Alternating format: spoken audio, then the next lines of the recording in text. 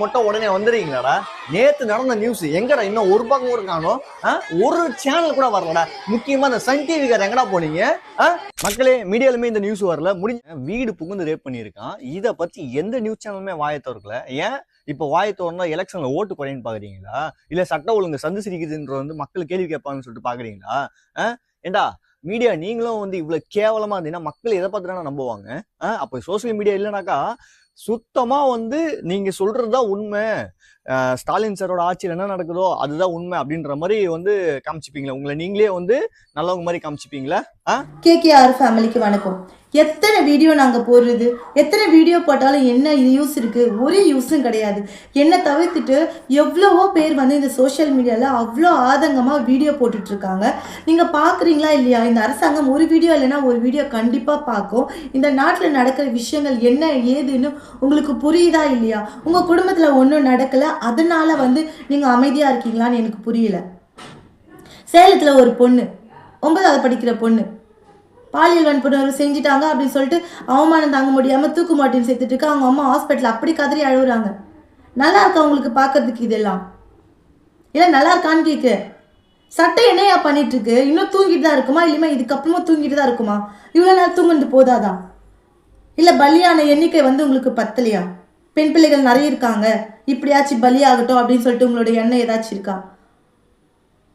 சட்டம் கண்டிப்பா உங்களோட சட்டம் பாயுது. யார் மேல தெரியுமா? தப்பே செய்யாம தன்னை காத்துக்கிறதுக்கு முற்படுற ஒரு ஆள் மேலதான் உங்க சட்டம் அவ்வளோ அவசரமா பாயுது.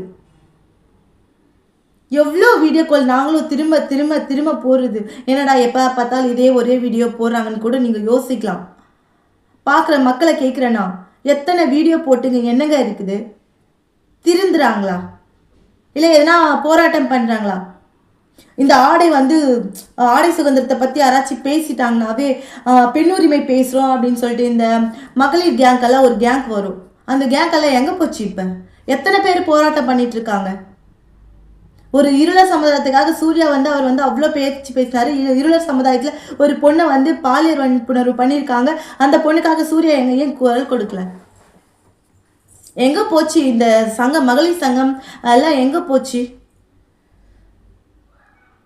பெண்ணுக்கு பாதுகாப்பு உரிமை வேணும் அப்படின்னு சொல்லிட்டு பேசுகிற வாயெல்லாம் எங்கே இப்போ மூடிட்டு சும்மா இருக்கு? எல்லாம் கப்சிப்புன்னு இருக்கிறீங்களே. ஒரு ஆர்ப்பாட்டம் இல்லை, ஒரு போராட்டம் இல்லை. சோஷியல் மீடியாவில் நாங்கள் தான் கத்திக்கிட்டு கிடக்கோம். எங்கே போனீங்க நீங்கள்? ஒரு பொண்ணை ஆடை குறைச்சி போடணும் அப்படின்னா மட்டும்தான் நீங்கள் முன்னாடி அந்த பொண்ணுக்கு குரல் கொடுப்பீங்களா?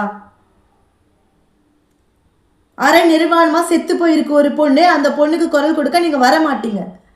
என்னையா நியாயம் உங்களுக்கு? சட்டம் என்ன பண்ணிட்டு இருக்கு? தூங்கிட்டு இருக்கா? எத்தனை நாளைக்கு? இவ்வளோ நாள் தூங்கிட்டு இருந்தது, இதுக்கப்புறமும் தூங்கிட்டு தான் இருக்க போதா?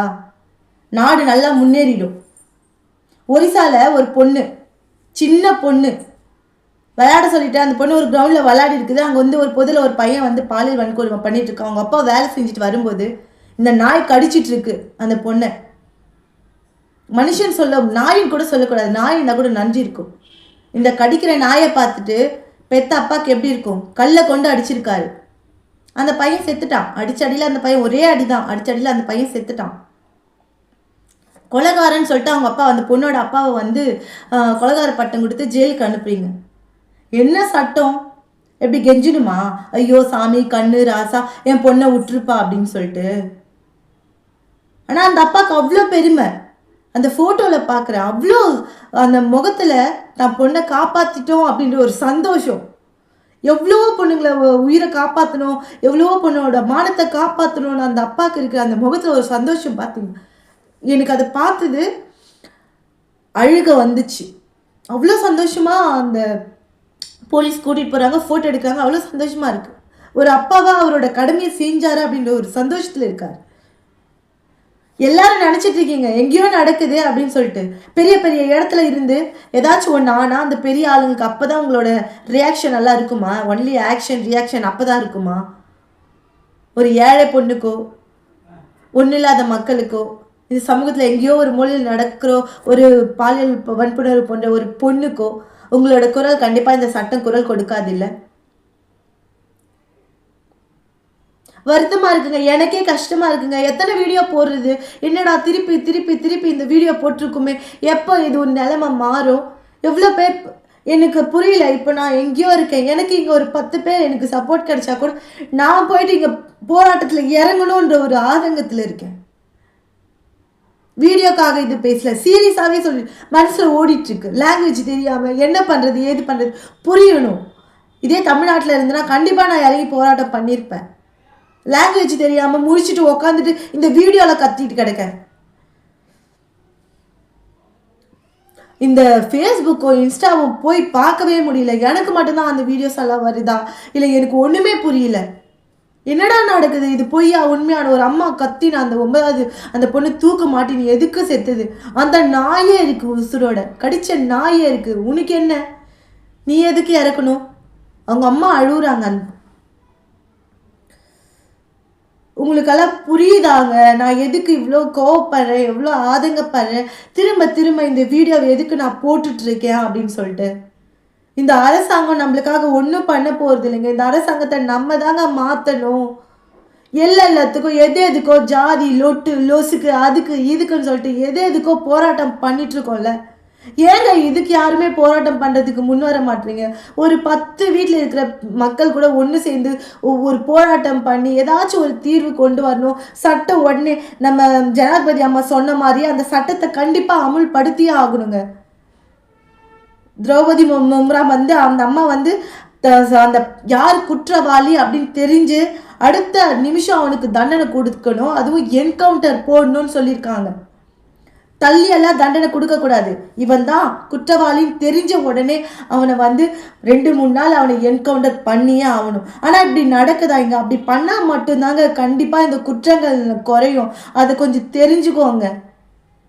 சட்டம் சட்டம் சட்டம் சட்டம் சட்டத்தை பிடிச்சி தொங்கிட்டு இருக்காதீங்க. நீங்கள் இந்த சட்டம் எங்கெங்க இருக்கு?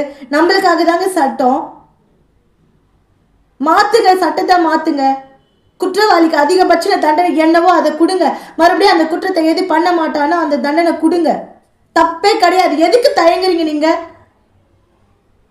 எல்லாமே உங்க கட்சி ஆளு, உங்க பக்கத்து வீட்டுக்காரு, உங்க சொந்தக்காரு அப்படின்ற ஒரு மனப்பக்குவம் வந்துருச்சா உங்களுக்கு?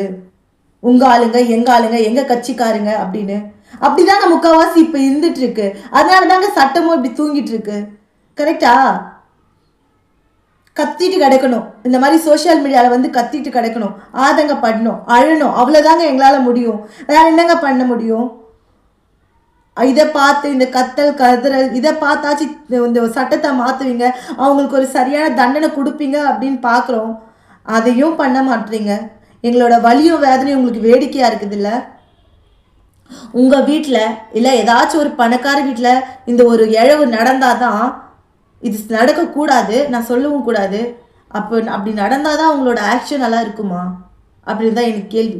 எந்த பொண்ணுக்கும் நடக்கக்கூடாது. அது பணக்கார வீட்டு பொண்ணாக இருந்தாலும் சரி, ஏழை வீட்டு பொண்ணாக இருந்தாலும் சரி, இந்த ஒரு நிலைமை எந்த பொண்ணுக்கும் வரக்கூடாது. ஆனால் அப்படி நடந்தால் தான் நீங்கள் அப்படி பண்ணுவீங்கன்னா நாங்கள் சொல்கிறதுக்கு ஒன்றுமே இல்லை. நீங்கள் மனுஷங்களே கிடையாது, மனுஷ பெரியவங்களே கிடையாது. பணம் தின்ற கழுகுங்க.